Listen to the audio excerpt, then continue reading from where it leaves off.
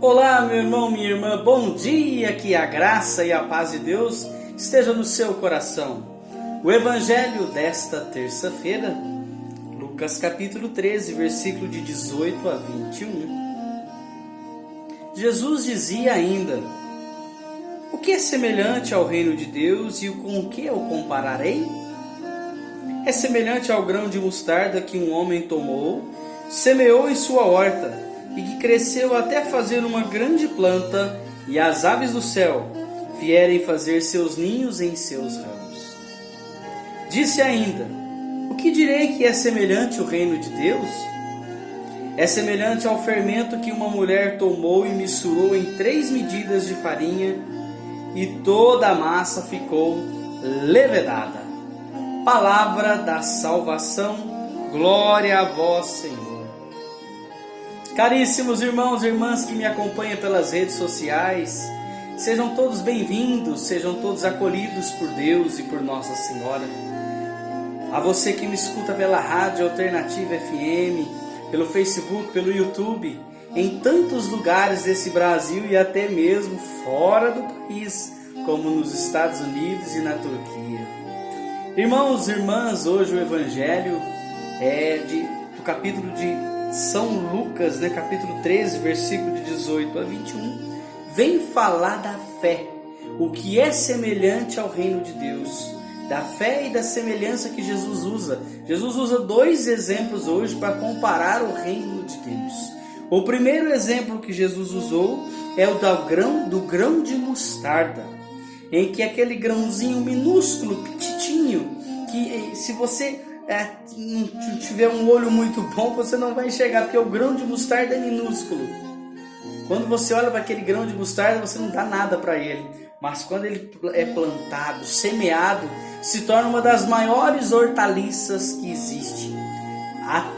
Chega ao ponto de que os pássaros gostam de fazer ninhos nas suas folhas.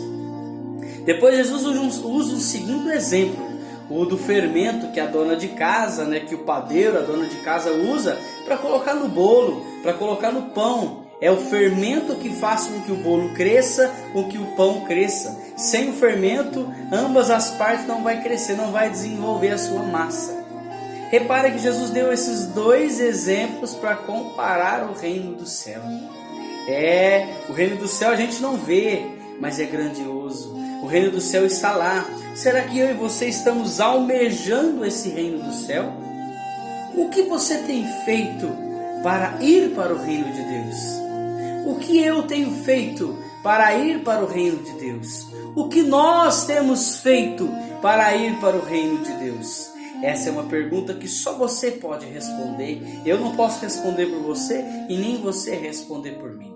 Porque as nossas atitudes, existe muita gente, meus irmãos e minhas irmãs, que não sai das igrejas, vão todos os dias. Isso é muito bom, de fato é muito bom, desde que coloque em prática o que Jesus tem pedido. Do que adianta eu viver dentro da igreja se eu não colocar em prática o que o Senhor pede? Que seja uma vez por semana, 2, mas que eu coloque em prática o que o Senhor está me pedindo. Porque o reino dos céus, meus irmãos e minhas irmãs, como diz São Paulo, é dos violentos. Como assim dos violentos? Sim, o reino do céu é do violento. Violento é aquele que é capaz de renunciar ao pecado, é capaz de renunciar aos prazeres do mundo para viver o amor do Senhor. Esse sim é um violento.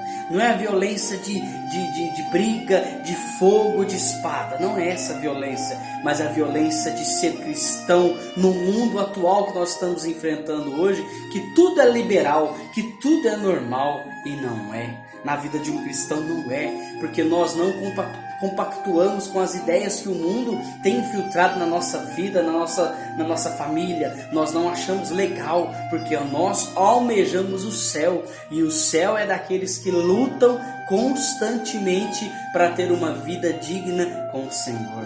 Será que você está almejando o céu? Se não tiver, a partir de hoje comece. Deus te abençoe, até amanhã, se Deus assim nos permitir. Que a graça e a paz de Deus estejam no seu coração, meus irmãos.